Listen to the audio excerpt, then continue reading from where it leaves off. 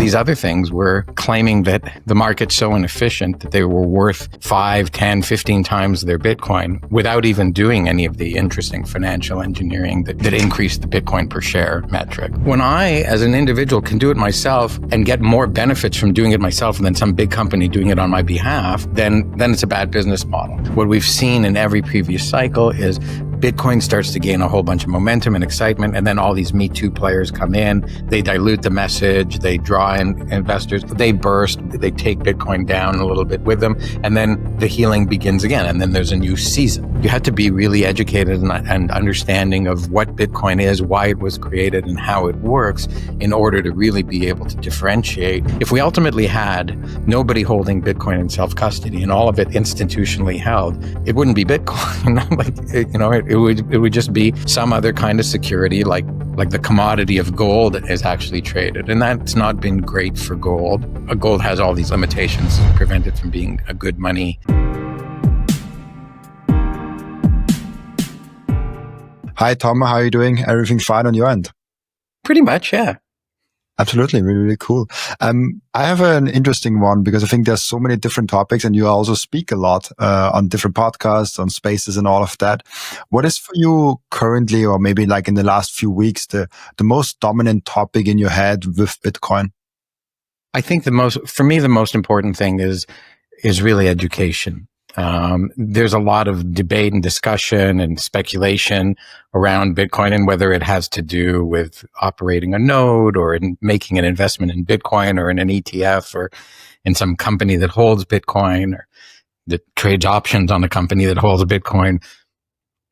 I've seen a lot of people making a lot of bad decisions or unable to make good decisions because they don't understand Bitcoin well enough.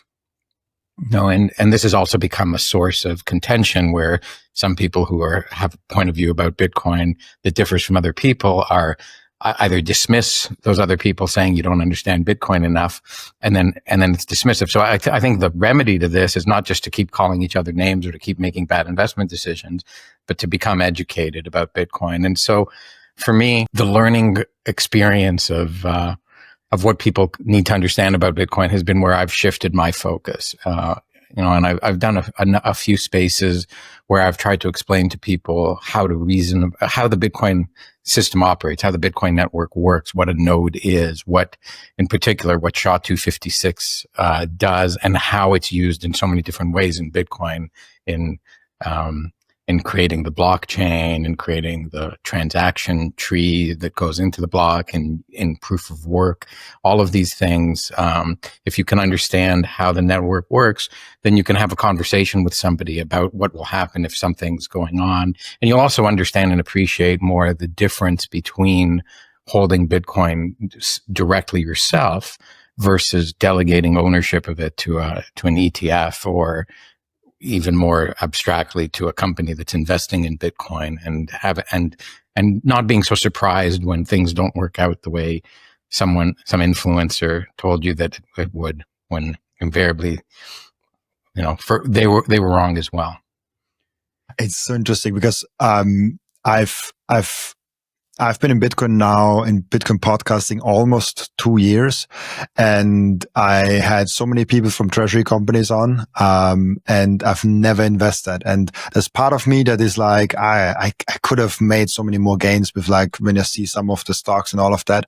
But I always think about, I went into Bitcoin to go out of the stock investing game because I came from stock investing, and I'm very happy that I'm no longer in this game, and I know all the risks and the things associated with stock investing, and I purposely went out of that, and so I no longer want into this game, even if there's more return, because I want to be saving in Bitcoin and not something else.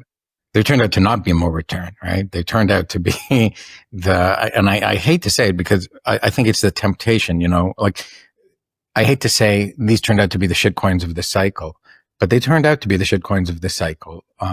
Especially everyone who came after strategy. They pumped and they dumped, and they dumped hard. They dumped like to points where even the, pipe investors didn't see a return, and the retail investors all got very severely damaged. And the temptation here was the closer, always these, during these cycles, these pump and dumps, shitcoins, whatever term you want to use, the lures away from Bitcoin try to cozy up to Bitcoin. Like we're like Bitcoin, but better, and that was always the claim of all the altcoins, right? Oh, look, we got faster block times or bigger blocks or Turing complete programmability. That was the 2017 cycle. And then this most recent cycle was, we got Bitcoin, trust us. Like we're investing in Bitcoin, and our Bitcoin is worth more and your Bitcoin is worth more in our hands than it is in yours. We have these MNAV multiples. And what's the rationale? I mean, Michael Seyr paints a rationale that I think justifies 1.5 to 2 times MNAV at various points in time because he's actually generating yield. But these other things were claiming that the market's so inefficient that they were worth 5, 10, 15 times their Bitcoin without even doing any of the interesting financial engineering that increased the Bitcoin per share metric. So they were just counting on people, paying huge prices for notional indirect ownership of Bitcoin. And lo and behold, the market became a weighing machine after it was a popularity machine. And you could see, right? It was like, I actually don't think that there was that much dishonesty that went into this. I think there was naivete, but it was ego-driven naivete, right? It was like, I as an influencer, and I'm so influential that if you put your money in with the company that I'm a spokesperson for, it'll be worth more than it would be in your own self-custody. And there's a harsh but valuable lesson to be learned there, both by people who follow the influencers and a reality check, an ego check, a humility check for the influencers who were pushing these things. It's another comparison with altcoins, because those were the most successful altcoins were those with the biggest influencers behind them. Yeah. And the same thing what does all over KOL again. stand for? I keep getting invitations in my DMs to be a key something leader, right? But it's all influencers that these people are looking for. They're, to create what ultimately becomes, I don't even want to say what their intention is, but they create what ultimately becomes a pump and dump because the enthusiasm comes in with people trusting these leaders. But then the reality weighs in, which is enthusiasm isn't value, right? And you need a business model by which you're going to create value if you're going to justify some value that's higher than the money that you take in. And so I just think that people got ahead of themselves.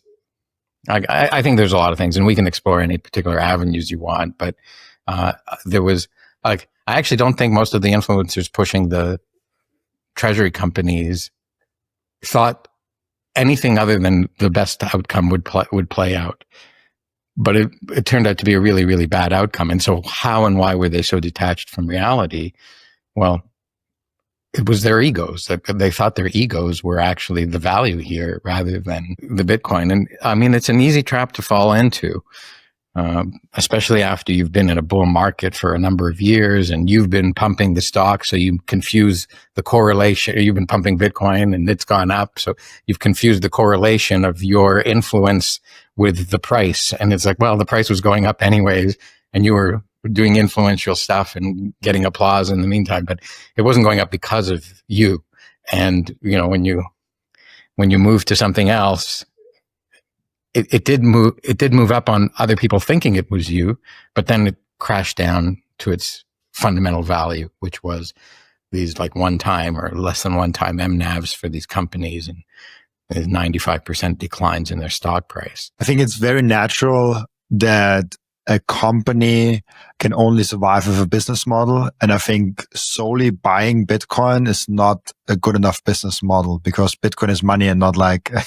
Well, when you can do it, when I, as an individual, can do it myself and get more benefits from doing it myself than some big company doing it on my behalf, then it's a bad business model, right? And so like the trade-off, of course, if I do it myself, I have complete control over the funds. I can spend any of them whenever I want. They are Bitcoin. I can send them peer to peer. I can take them anywhere in the world. They can't be seized. Like all the list of reasons why I can verify their existence. I can trade them 24/7, 365. If I buy stock in a company that's holding Bitcoin, well, I don't have control over the Bitcoin itself. I can't send it. I can't pay anybody with it. I don't have 24/7 access to it.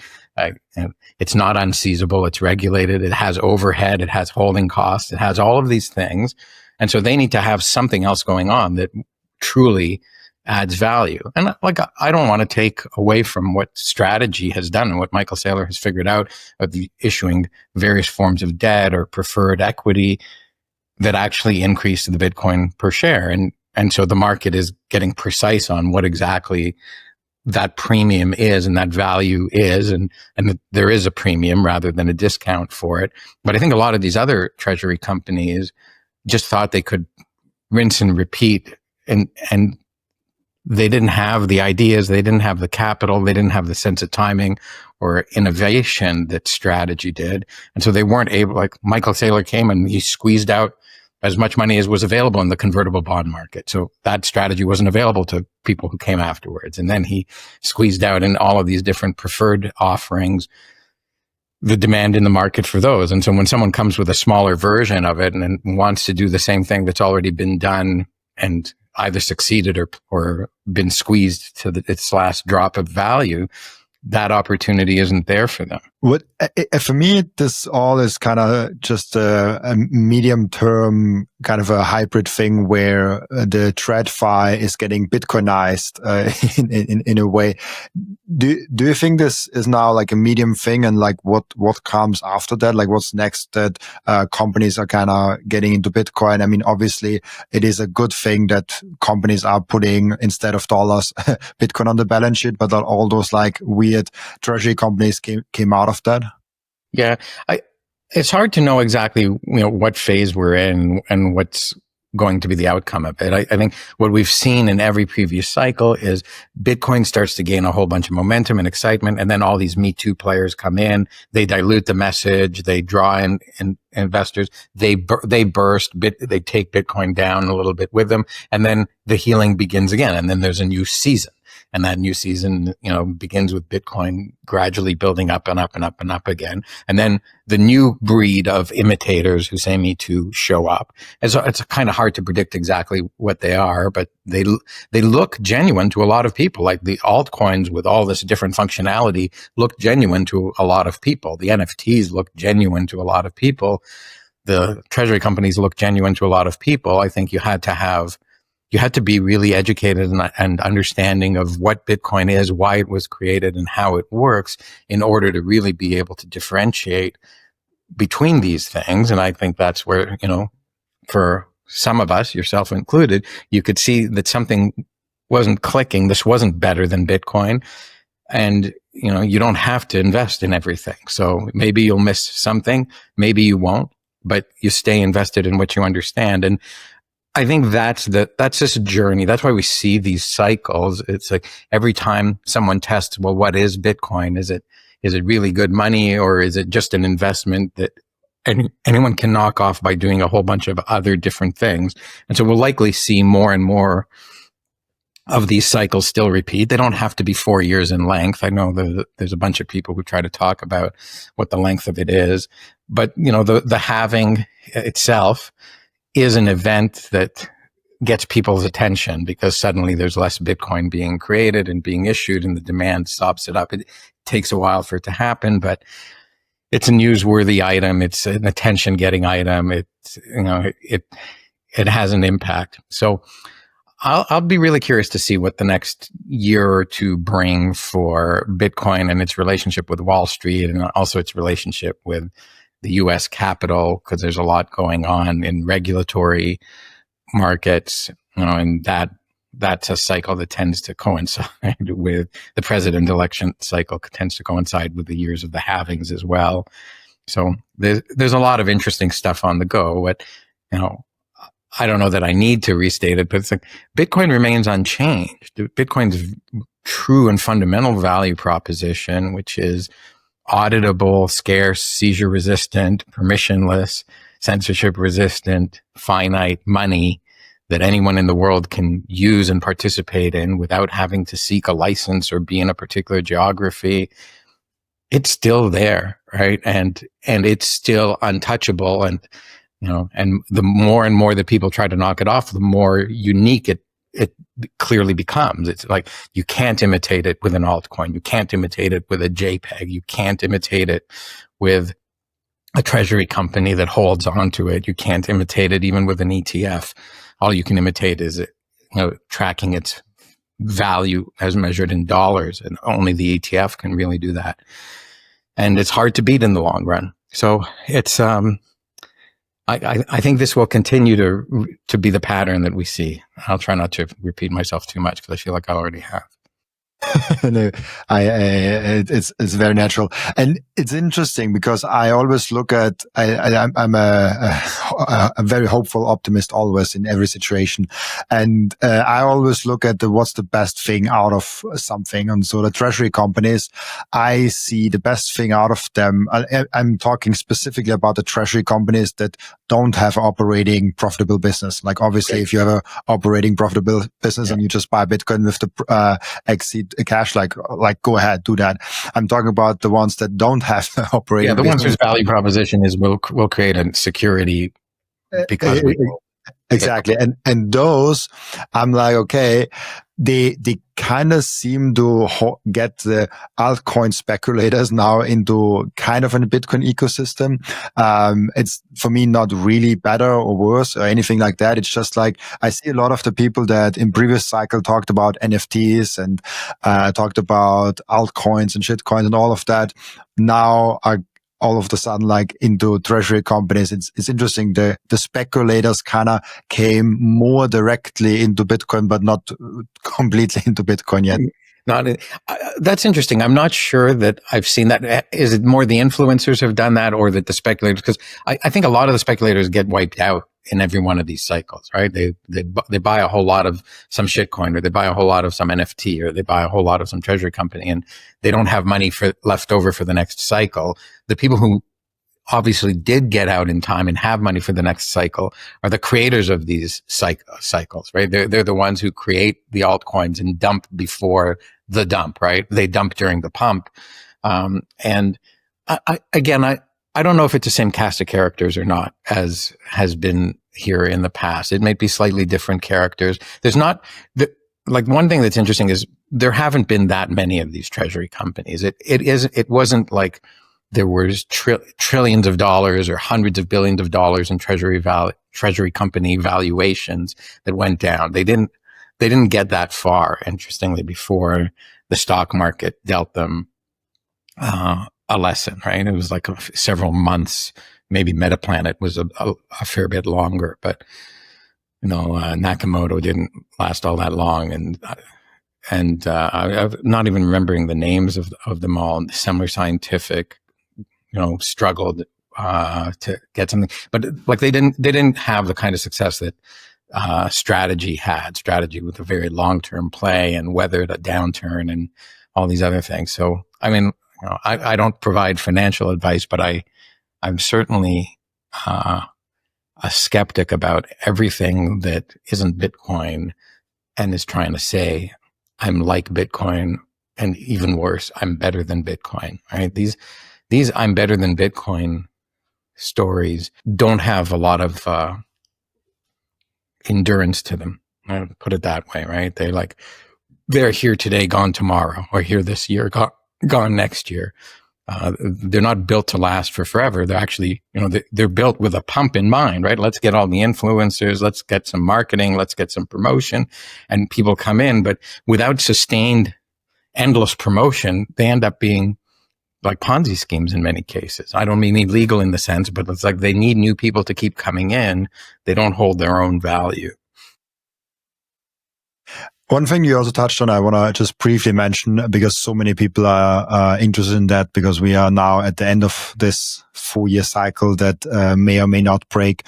It feels like people are really like in a bear market, it's really weird for me to witness, because we are up on like the year to date, we are up the last 12 months, like on every kind of like scale, like we are up like the 5 years, I think we are up 7x or something like that. So it's kind of weird to say that we're in a bear market, but it almost feels like the sentiment is kind of like we're in a bear market. Yeah. Like people forget what a year ago the price was, or what 2 years ago the price was, or what we've been through. They know, oh, we've been hovering in the 100 to 118 range for a really, really, really long time. And so it's a crab market, but maybe we're in the lower end of that. So is that what we define as a bear market? And in the meantime, other investments independent of Bitcoin are running and hitting all-time highs. You've got the artificial intelligence boom, and the NASDAQ is at record highs, I hear. So like, I think people are feeling like they're not keeping up. And this is, again, the mentality that it's the fiat mentality creeping back in. And that's what creates the danger for people to lose their Bitcoin when they say, okay, I'm going to trade my Bitcoin for something else, some magic beans, some company valued at 600 times earning EBITDA, but I believe on its way up. And why? Well, for reasons that stock promoters on television are saying, rather than from having done a fundamental analysis of what needs to be true for this valuation to be justified. And especially when you're investing in companies, like the stock market does become a weighing machine eventually. And if you don't know how to analyze stocks and you don't know how they're valued, just trading on momentum or popularity needs to be a very active job. And you can't fall for the big narrative, and you can't time the market perfectly. Like, you need to get out before bubble. If you're chasing bubbles, you need to get out before they pop.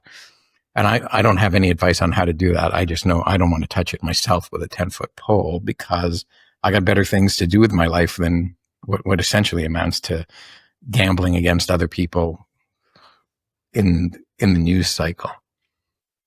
What I'm thinking a lot about is, if with the treasury companies, with ETFs, with exchanges, is self-custody almost like, I'm such a big advocate for self-custody. I promote like purely, like right now, outside of like one mining thing, only self-custody partners. And I mentioned it probably in every single episode. And I made recently a poll with my YouTube community that still 50% of my audience doesn't do self-custody, which kind of troubled me, because I thought like mine, because I talk so much about self-custody, should be higher. In other cases, probably like it's a lot lower than 50%. I think, yeah, like there's a lot of challenges to getting people to self-custody. Well, first is making them aware that it exists, but I'm sure all the participants in your poll knew that self-custody exists, but it's in a different system, right? It is, to self-custody your Bitcoin, you have to get a hardware wallet or signing device, or I mean, you can run a software wallet, but it's less secure. And it's not insecure, but it's less secure. But you have to get that, and you have to create your wallet, and you have to withdraw to it, and you have to keep an eye on it yourself. There's a responsibility, and there's no other recourse, right? Like if you have custodied Bitcoin through the ETF, through your brokerage, well, the brokerage is holding your shares, and the ETF, which is holding your Bitcoin, which is actually using a custodian to hold the Bitcoin. So you have all this legal recourse, right? If something goes wrong, you can sue your brokerage, you can sue BlackRock, you can sue Coinbase. But what are you suing them for? You can't, if they lose the Bitcoin, they don't have the Bitcoin to give back to you. You're suing them for dollars, and your shares are priced in dollars, and they're redeemable for dollars. So you've made a fiat investment that's going to, presumably grow in value faster than the rate of inflation, that's debasing your fiat, and maybe faster than other investment alternatives. But you're still very much in that fiat world, which is the world we were all born into and learned how to walk in and talk in. And so it's like moving to a different country with a different language and different customs when you go to self-custody. And it takes time, if that new country is your second country, it's a second language, it takes time to build comfort. And some people never really build the comfort if they can move to that other country and keep speaking their own mother tongue rather than their new tongue that they've moved to.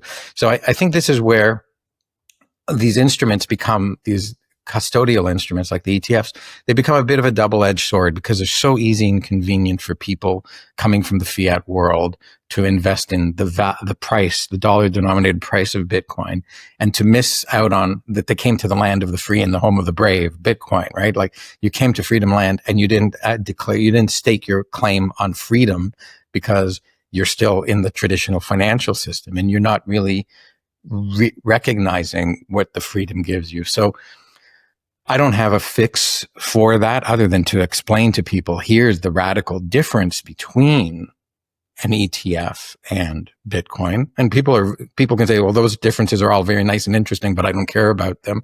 All I care about is the purchasing power. And, and I don't need it 24/7, 365. I'm just I'm going to sell a bunch when I need and withdraw from my brokerage and put in my bank account and pay with my Visa card. And those are very well established rails. But when you start to use Bitcoin, you start to experience the difference of self-sovereign money available everywhere in the world, verifiable, curable. And, one of the other things I try to tell people is it's not all or nothing. If you have $100,000 worth of investment, you can keep 50% in an ETF and you can take 50% in self-custody. And you can start by taking $100 into self-custody and sit on it for a year and see, did it disappear on you? Did you lose it? Did you get scammed? Is it still there? Like whatever it takes to get you the comfort, but you got to start working, you got to start speaking that second language, even if it's only 1 hour a day, so that you actually start to adapt to the new world that this thing represents. If we ultimately had nobody holding Bitcoin in self-custody and all of it institutionally held, it wouldn't be Bitcoin. It would just be some other kind of security, like the commodity of gold is actually traded. And that's not been great for gold. Gold has all these limitations that prevent it from being a good money in a modern global economy with 8 billion participants spread out throughout the whole world. But it's also, it's inconceivable that it could be money because so many people hold it in an alternative version of it, that the use of it is very confused and clouded. And at the very least, people aren't able yet to hand each other ETF shares. So they can clearly see, if I've got $100,000 worth of ETF Bitcoin and I want to buy a $50,000 used car from you, I got to sell the ETF. I got to go to the bank. I got to get this, that, if I have Bitcoin, I can meet you in a parking lot and you can give me the keys and I can give you the Bitcoin and we're done. You can give me the car keys. I can get the Bitcoin keys. Yeah, we trade keys. Well, it should be your key. You shouldn't reuse keys that I have because I might have kept a copy. But you show up with your new keys. You share the public side of those keys with me, and I'll get you Bitcoin, and you'll give me the car keys, which I hope you haven't made a copy of. Is there a threshold that we need in order, like how many? I mean, we talk a lot about like how many nodes and how much we need there, but is there a threshold also like for how many people we need or how much percentage of Bitcoin should be held by individuals in self-custody in order for it to avoid being like bank coin or like not Bitcoin anymore? Probably not. It's how ubiquitous, how widespread its use becomes. But already, there are a number of circular economies in the world, whether it's in Costa Rica or El Salvador or Madeira, and there's probably other, or Lugano, that you can get by literally just with Bitcoin, and that there are plenty of people who prefer to receive Bitcoin, and they're newcomers to the space. They've been indoctrinated or won over by the local community. And there's plenty of people, who I don't think anyone makes a living off of this. But there's plenty of people zapping each other on Nostr, sending value back and forth. So there's already like if you want to live a Bitcoin lifestyle and you're prepared to make the move to those countries, interesting that analogy I was using now becomes a literal thing. If you want to move to those other countries and learn the language that you need to speak there, then you can actually exercise your Bitcoin lifestyle if you want to. And that'll keep happening and growing. I think that there's momentum behind that, even though some of these markets may at some point face some kind of setback, whether it's regulatory or value or keep people moving from one to another or leaving. But it doesn't have, like, Bitcoin doesn't need to take over the whole world to be valuable, as we've already seen. And initially it found a niche in goods that were, in the Silk Road, right? And goods that people wanted, but that weren't legal. So it found a dark net, a black market that it catered to. Then it found a store of value.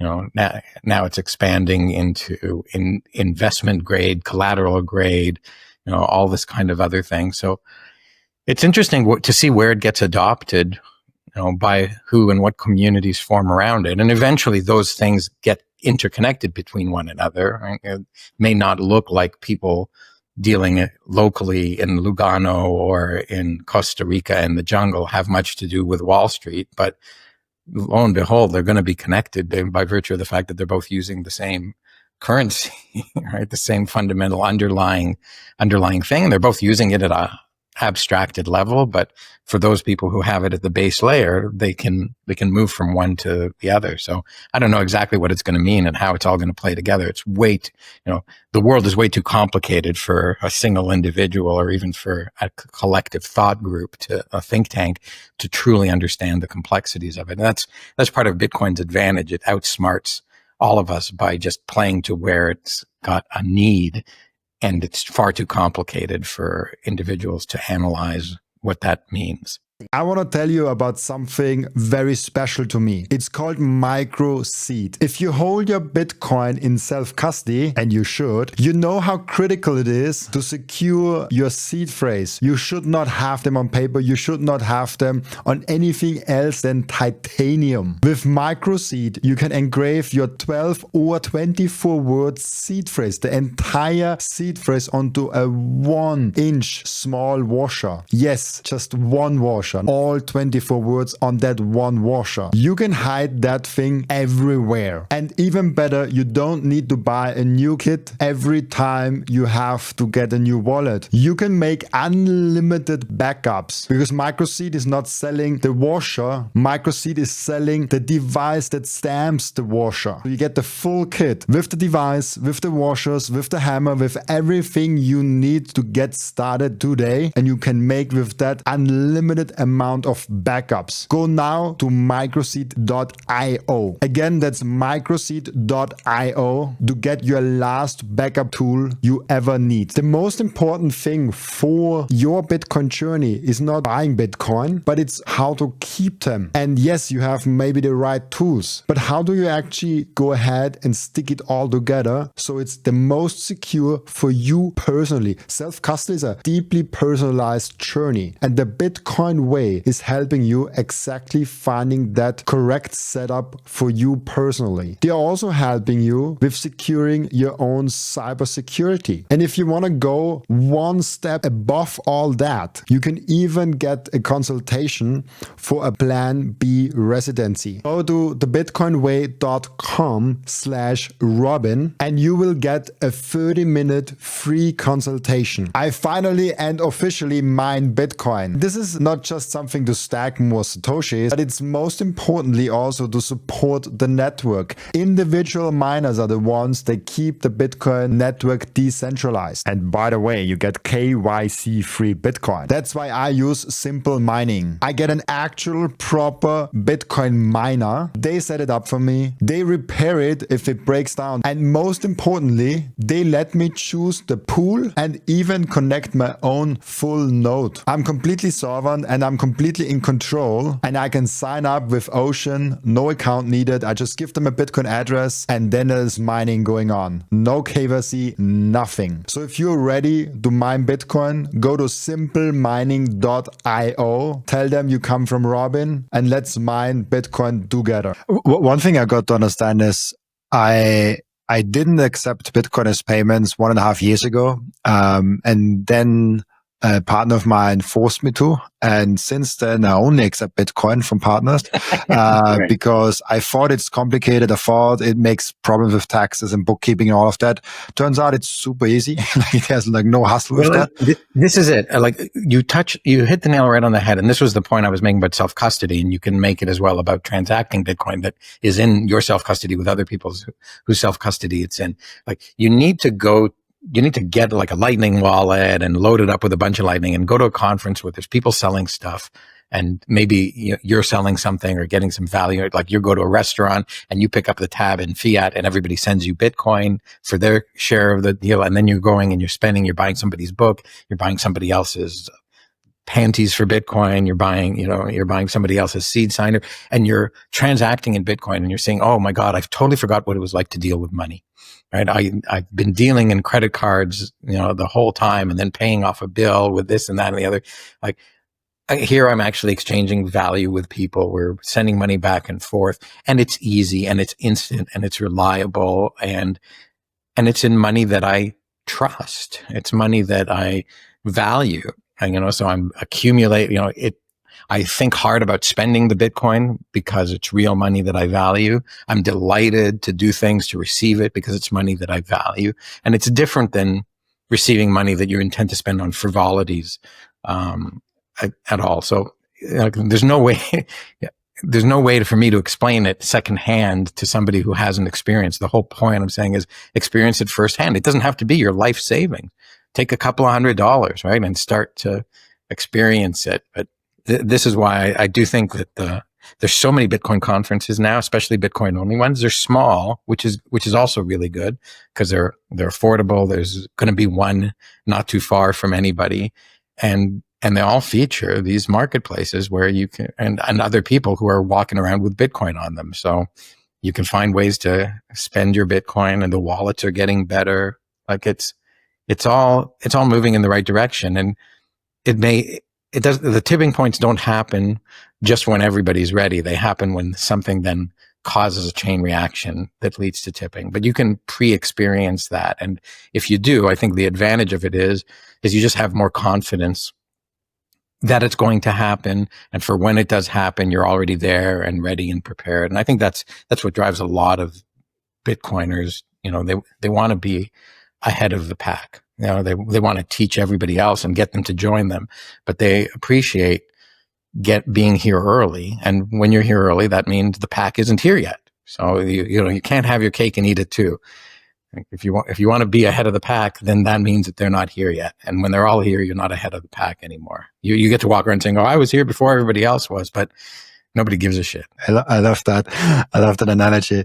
And I think it's also because we are early. I think we kind of owe it that and that's the point you're making, that we at least try self-custody, like get some signing device, just like try it out with you can even just like download a wallet on your phone and try it with like $100 to like have your own keys and like write it down and all of that. It's like, it's very easy and very affordable to do. And like, I think especially because we're so early, it's almost an educational thing that you have to do to understand Bitcoin better, and like maybe setting up your own node, setting up a wallet, maybe connect those two, like maybe even like have some solo mining, like just trying to understand the network and learning from that is, I think, very key in those early revolutions that you as an individual can do.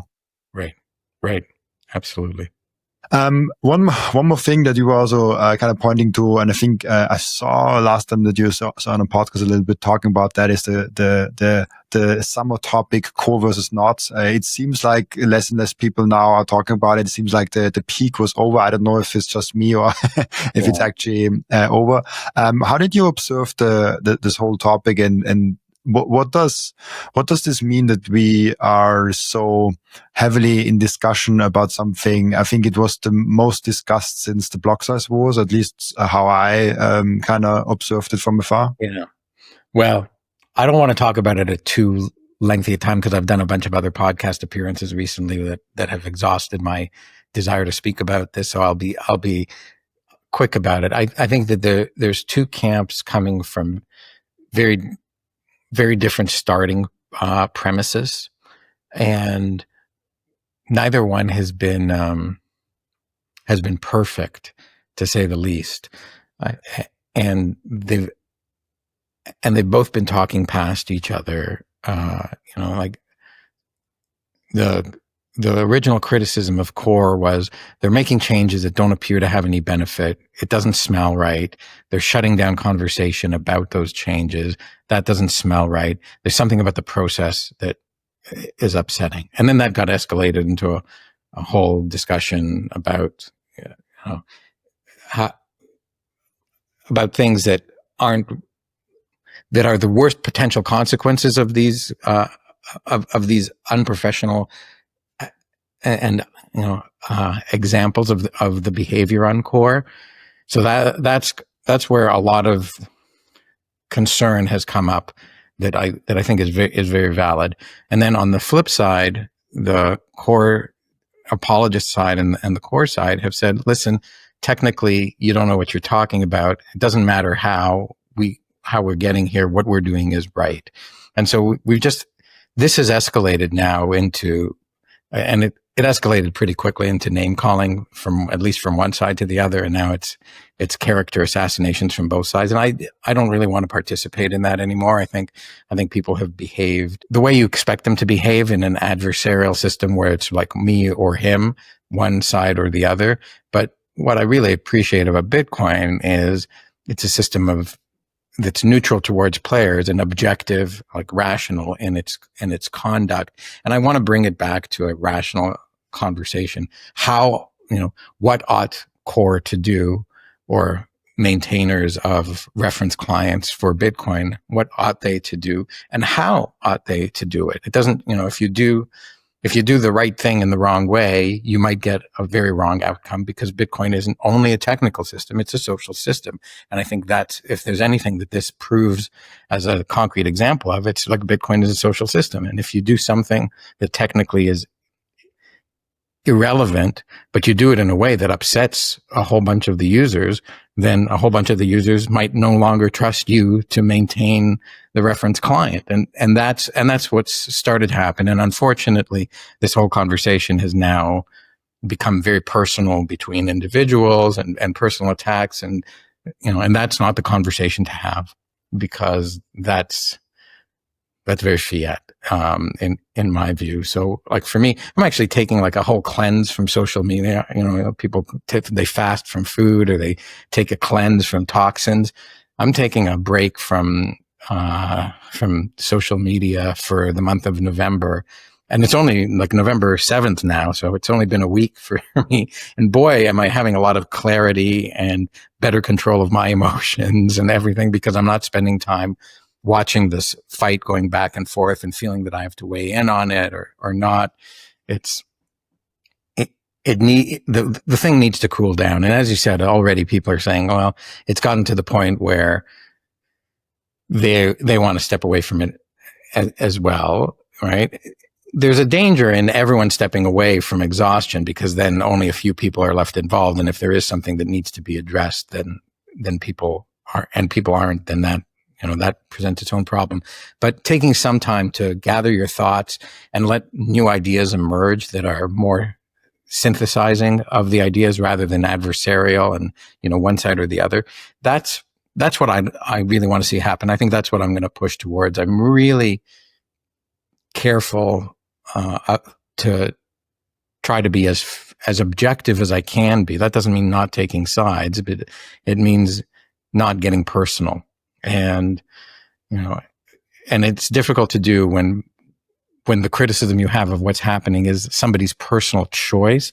But what I want to say is, like, your personal choice to call that person a name was an error here. That doesn't mean you're wrong about whether you should run Core or not. It doesn't mean you're wrong about your technical analysis, but going about this by telling people who have their opinions that their opinions are worthless, or that they're subhuman, or that they're retarded, or that all this kind of stuff is not helping you in your cause. It's just you emoting like a child, and we should not behave like children here. We should behave like objective, rational adults trying to steer and shepherd and provide, what's the word that I'm looking for? Good stewardship over something that's becoming all the money in the world. And it's okay that it goes through these ugly periods, right? It's not like, oh no, Bitcoin won't succeed because it went through this period of bickering back and forth and name calling, we could make it, if we choose to behave in one way versus another, it'll be better. And one of the things that may come out of this is people may learn to act more like adults. They may realize that behaving like children isn't getting them what they want, and that emoting and stamping their feet and calling other people's names isn't an effective strategy, and that if they stepped back, and I don't want to say that's everybody in this thing, but like, if they stepped back and presented the facts as they are and explained them as they are, and were patient about it and mature about it, and that doesn't mean they have to entertain every single person's immature behavior and respond to it in a mature way, but ignoring immature behavior beats responding to immature behavior in an immature way. And, at one point in this debate, I briefly said, you know what, I'm just going to, people are telling me, because I was like being critical of core, and people were telling me, you're not technical enough to understand this. And I didn't think that there was anything particularly technical that I didn't understand about what was going on. So when people started responding to me, I would just tell them, oh, you're not technical enough to understand this. And they would go crazy, right? But then other people who followed me said, Tomer, this doesn't sound like you.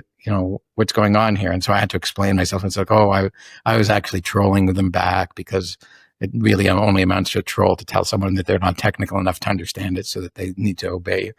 So I'd lasted for all of like 6 hours that I was able to be immature without people writing to me and saying, you're being immature. And I knew I was being immature.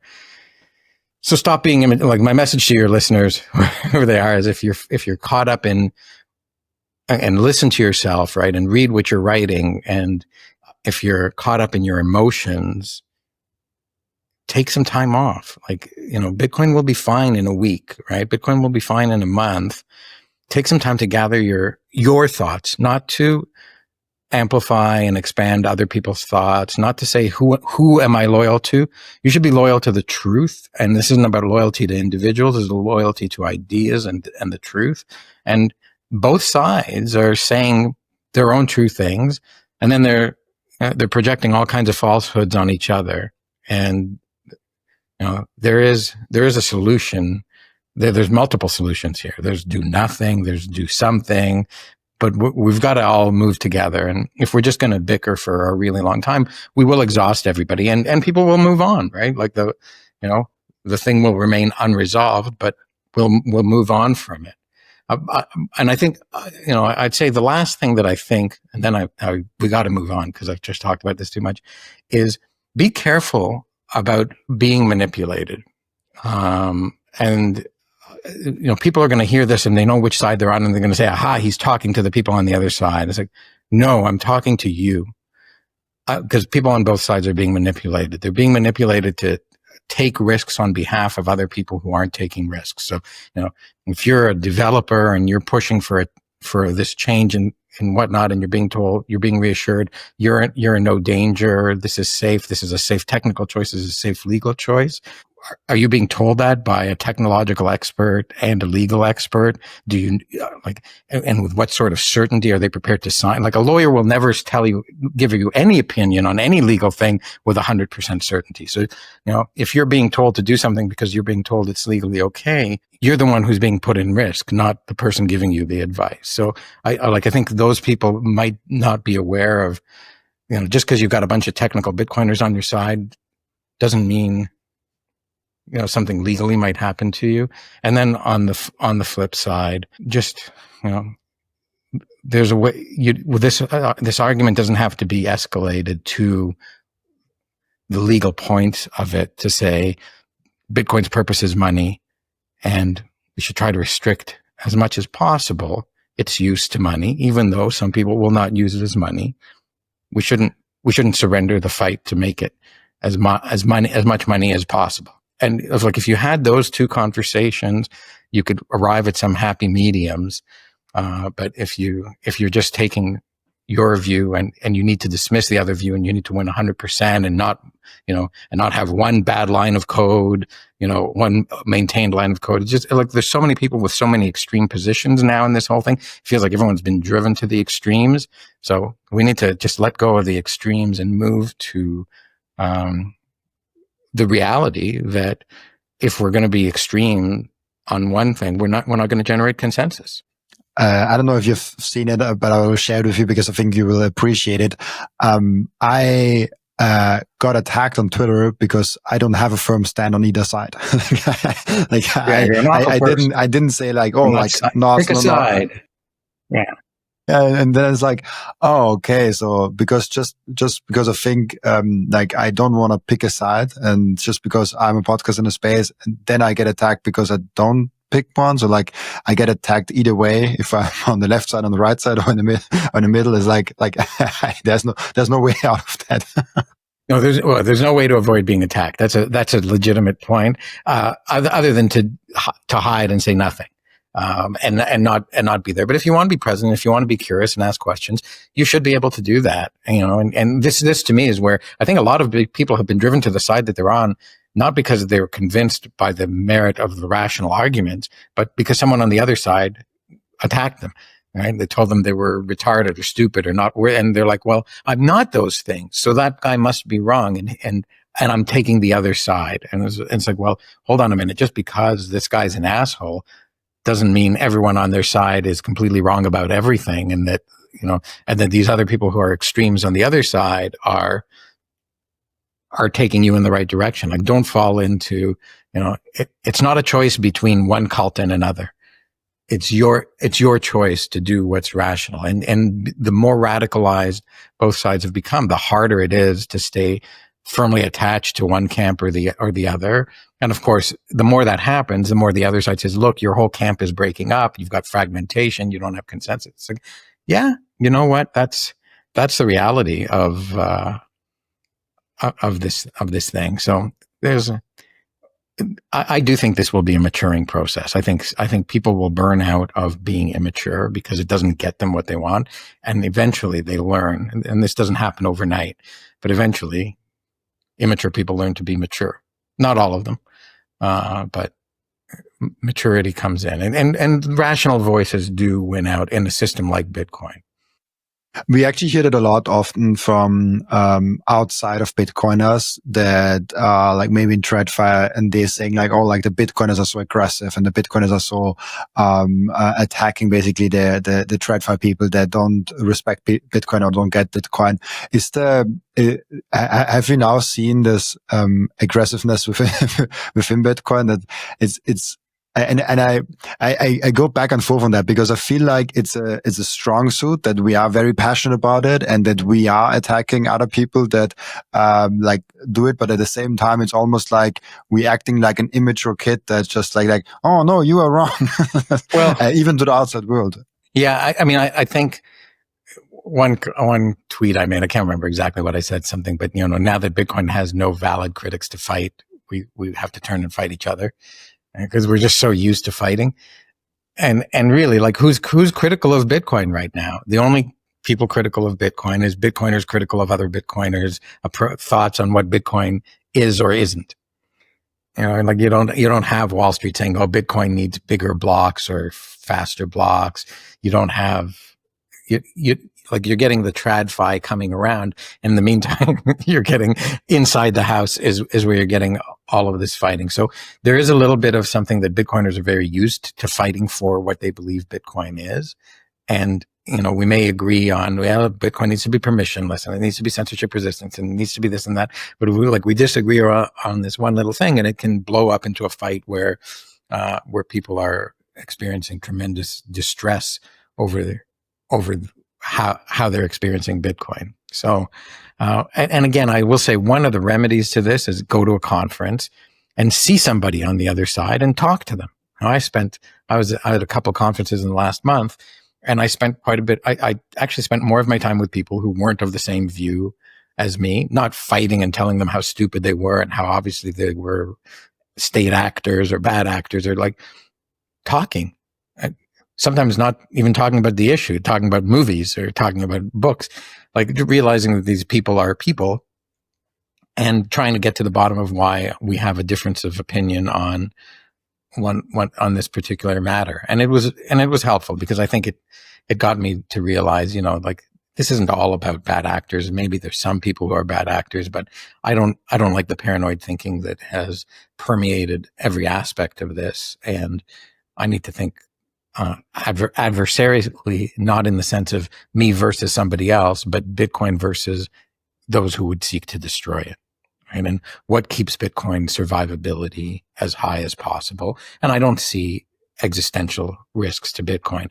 And the thing that I really point out is like Bitcoin is anti-fragile. It gets stronger from all of this stuff, but people are not anti-fragile. And if you get yourself caught up in this thing, you can be hurt by it. If you make bad decisions, if you put yourself in the line of fire of some agency or, like you are not anti-fragile.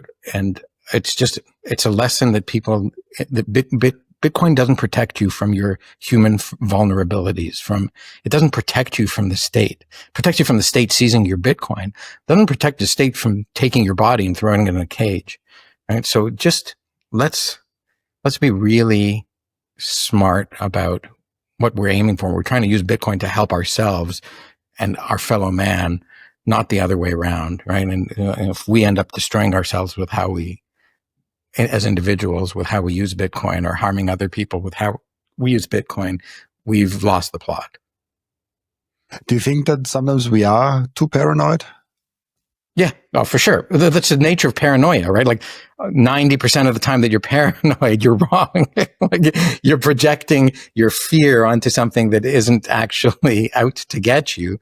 But 10% of the time you turn out to be right and it saves your life. So they're like, this is the problem, right? This is why animals are always scared, right? Like, hey, squirrel, don't be afraid of me. I just want to offer you a peanut. Well, why is it scared? Because those that weren't scared got 9 peanuts and became a meal on the 10th one, for the other thing. So like fear is an important survival instinct even, right? And it's an important survival emotion, but rationality is what helps us understand where we're endangering ourselves, where we're not, to not put ourselves in danger, but to keep ourselves safe, but to do things, but to experience life, not to live in fear. And we're getting into philosophical territory that it's good if we're leaving the discussion of core versus knots for sure.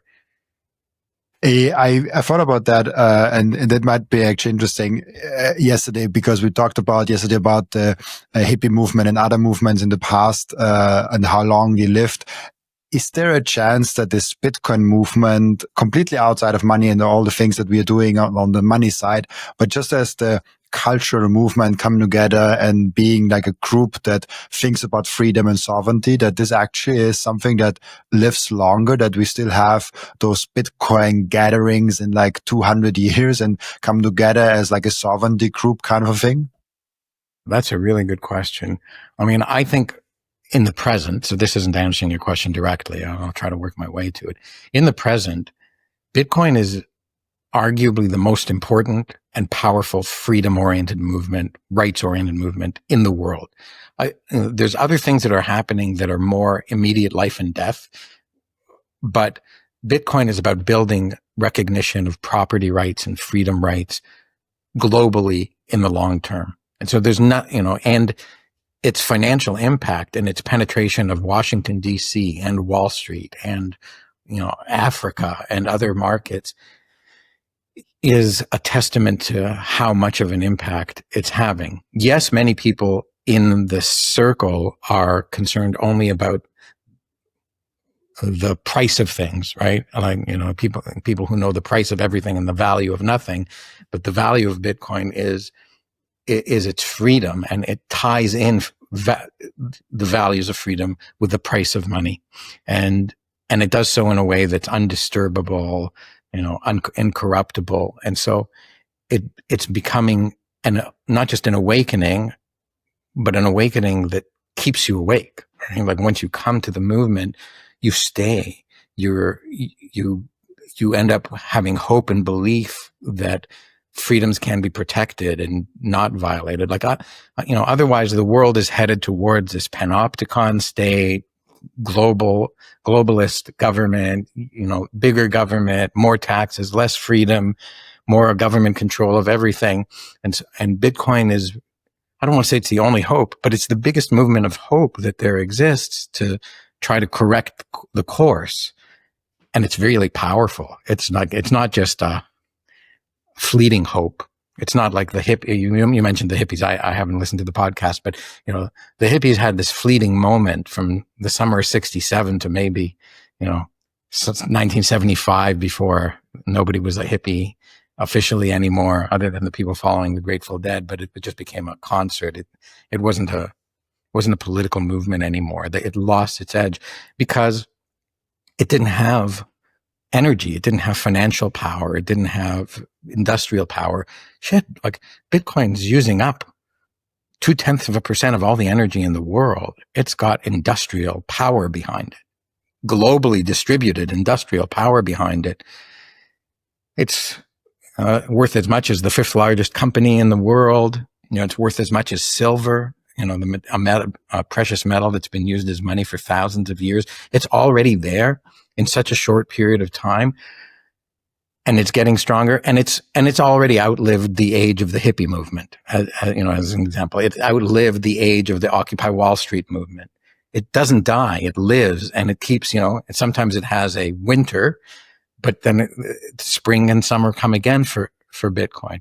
So Bitcoin's a really, really, it's the reason I dedicate my time to it is exactly that. I think it's the most important thing for the future of, I don't want to say humanity, because it's a free human race, right? And that's, if humanity ends up becoming this hive mind with a few elites at the top who themselves are indoctrinated into a collectivist belief and they force everyone else into collectivism, that really ruins the experience and beauty of being human for each individual and for society as a whole. And so I really want to resist that, not by trying to take it out at the top somehow, because that only then you have to install yourself at the top of the same system, but to offer an alternative system where there's nobody at the top. There's just individuals with equal rights and equal opportunities to make the most of their lives as they choose to direct their lives. Some people might want to be carpenters. Some might want to be musicians. Some will be excellent. Some won't be so great.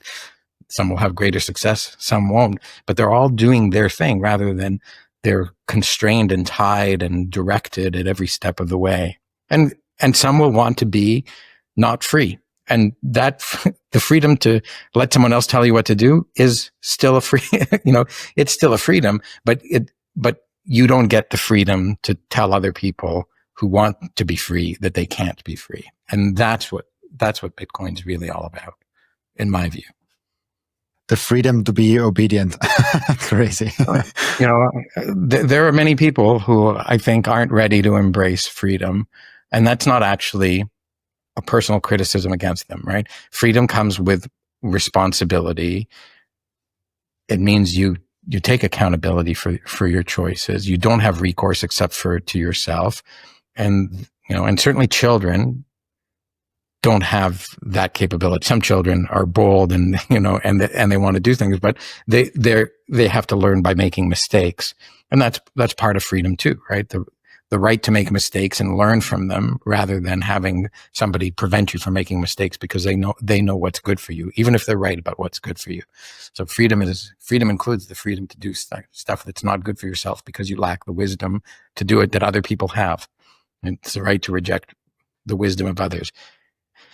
And but it's the right. It comes with, it's also the right to develop your wisdom firsthand on your own. Just like we were saying, you've got to get a Bitcoin wallet and you've got to take some self-custody. Nobody can do that for you, right? Nobody can think for you. Nobody can digest your food for you. Nobody can make you experience firsthand what it's like to use Bitcoin for you. You have to do it yourself. And then you develop based off of your firsthand experience. There's no other way to learn. And I wanted to talk to you about it because you mentioned it, the social media stuff, and I find it so fascinating because it's probably the biggest problem I have, because it's so the thing I do is so on social media. What have you kind of learned from the first week that you cleaned yourself from Twitter or completely from social media? Well, interestingly enough, I've obtained a new freedom, and I didn't even realize I had surrendered that freedom. Like within 1 week, I'm free to go to bed without checking Twitter, right? Like I'm free, and for me, because I have a rather large following and people were always tagging me or replying to me, and, I was not free to not post for days on end. I was not free to not respond to responses to my posts for days on end. I was, so I was constantly like, oh, what am I going to post next? What's my next idea? How am I going to, what have I got to read that's a reply to me? How do I have to reply to this person? It was sucking a lot of my time. It was sucking a lot of my focus. And, it took a couple of days before my brain was stopped even thinking, what should I post on Twitter now? Or my muscle memory reached for the phone and swiped up and found the Twitter app and started scrolling. It just became such a force of habit. And so breaking these habits is, what's a word? It's freeing, but it's releasing, right? And it leaves a blank slate, which is what freedom's all about, for me to do what I choose to do. And there's nothing on that blank slate that says, here's what you need to choose to do. So once again, freedom is a blank slate rather than just an amusement park of wonderful things that other people have built for you. It's like something you have to build for yourself. But I found myself writing a little bit more because I really stopped writing because all I was writing was tweets, and all of my intellectual attention was focused on replying to tweets, or showing up on Twitter Spaces and talking. And so I've given myself the space, the time, to be free to explore doing a bunch of other things. And I found it actually very calming. I have more time to talk with my kids without getting interruptions of notifications from Twitter. I have more time to just concentrate. I'm listening to a classic album of rock and roll every day that I haven't really, I was busy listening to Twitter Spaces. I'm listening to podcasts that I didn't have time to listen to. I'm reading books that I kept telling people I don't have time to read. Turns out I do. I just need to trade that time off for something else. So I think it's still early. I'm only 7 days in without being, without having had a huge epiphany or a huge desire to run back. But, moderating and finding a healthy amount of this, which may be zero, but it's certainly not what it used to be. Finding that healthy balance is going to be something that I hope sticks with me even past this 30-day self-cleanse of social media. I found one thing very helpful. I turned off all notifications on my phone, like literally all of them. I made one exception, calls from like 8 people. Like they come through like nothing else. And so when I get a call, I'm getting shocked because it happens like twice a week.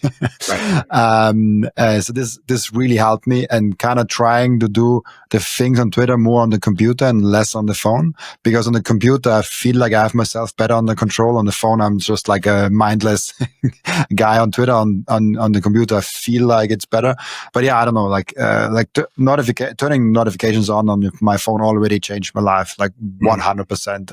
I probably have to take more steps than that, but this is a great first step for anyone that didn't do that so far. Well, I mean, and this is part of the responsibility of freedom that leaks out from from wanting to be free. It's like, well, what do I need to be free to do?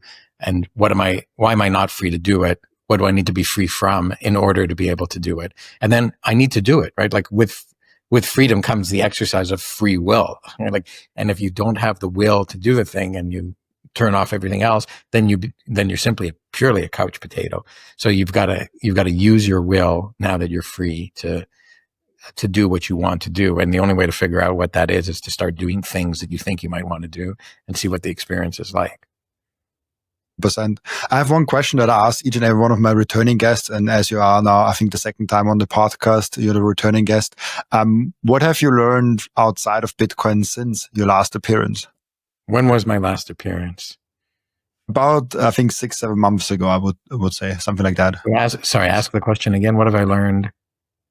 But what have you learned outside of Bitcoin since your last appearance? I don't know that it's a first learning, but it's a deeper learning, which is just how much I do appreciate my friends and family and how important it is to make time for them. This is a part of what you and I were just describing, but I had like my best friend growing up who we loved to spend time with each other. He just retired in September, and I've been trying to make time to spend time with him, but life is still filled with time taker uppers. I got to drive the kids here. He's got to go to a doctor's appointment there. But, trying to reestablish those connections, because when we get together, we just have such a precious time. I'm reminded why we're best friends.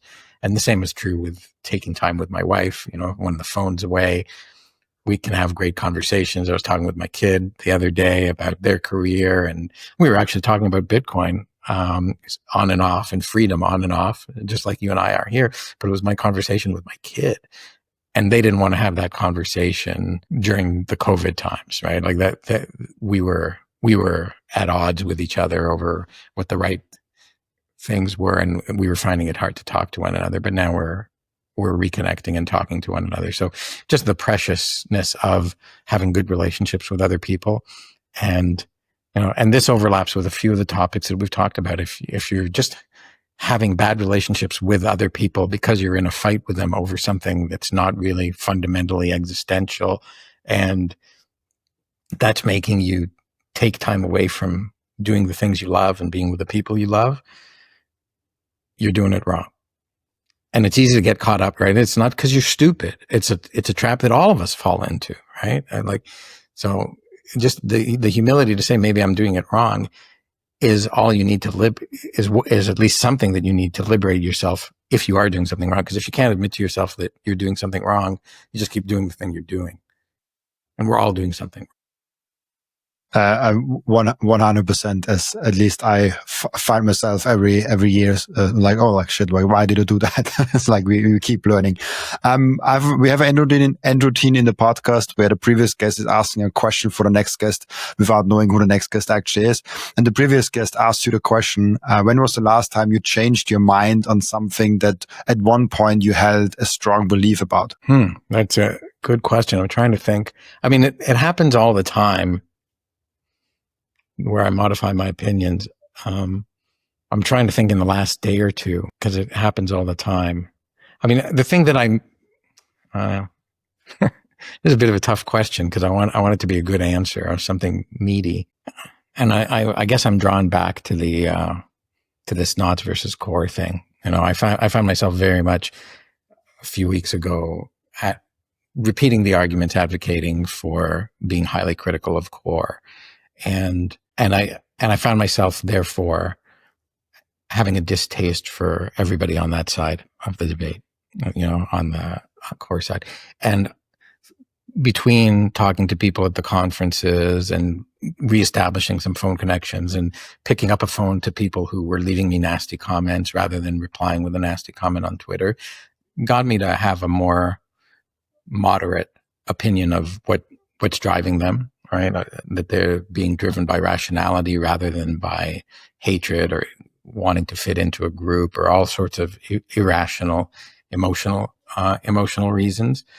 And so that's one of the things that caused me to say, you know what? Try to be a peacemaker rather than a fight winner on this thing. And that's something that I've changed my mind on in a big way in the last couple of weeks. That's awesome. I think this is very, very, very good.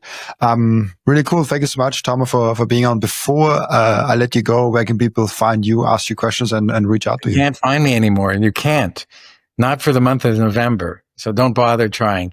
I will say, if you do want to find me, you won't see me posting much, but my Twitter account is @TomerStrolight. My articles, most of them, the ones that people are still reading, as far as I'm aware of, are on my Medium, tomerstrolight.medium.com.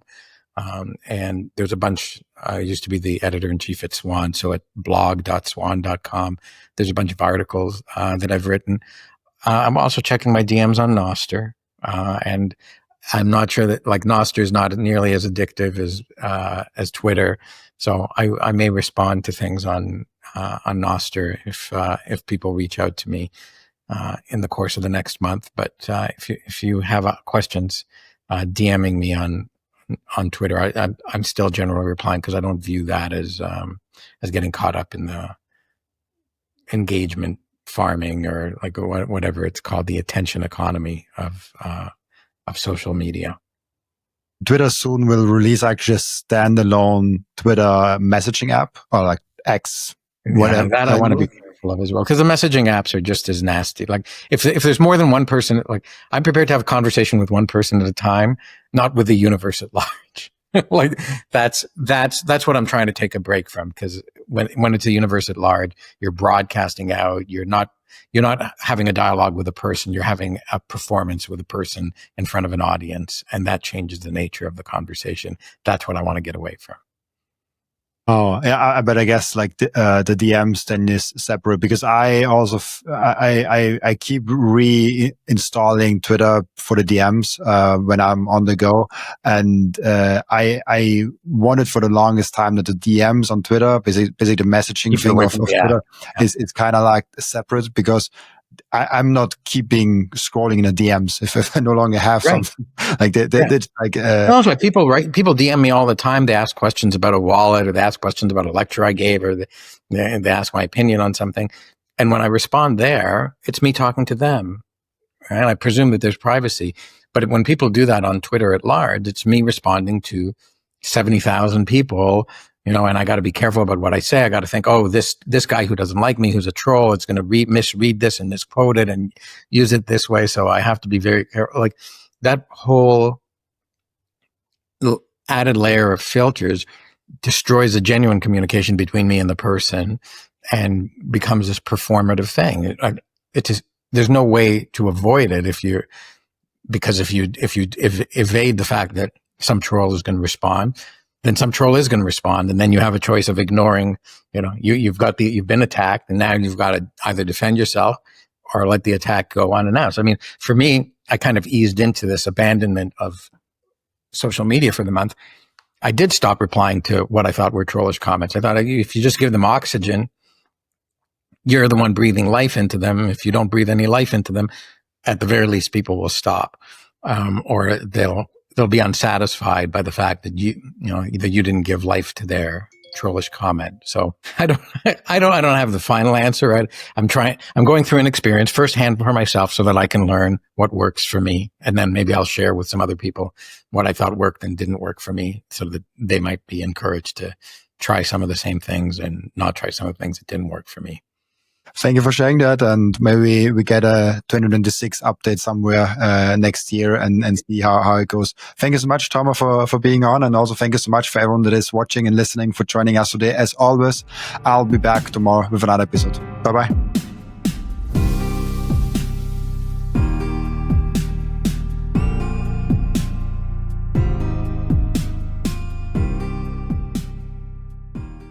This content is for educational and entertainment purposes only and does not constitute financial advice.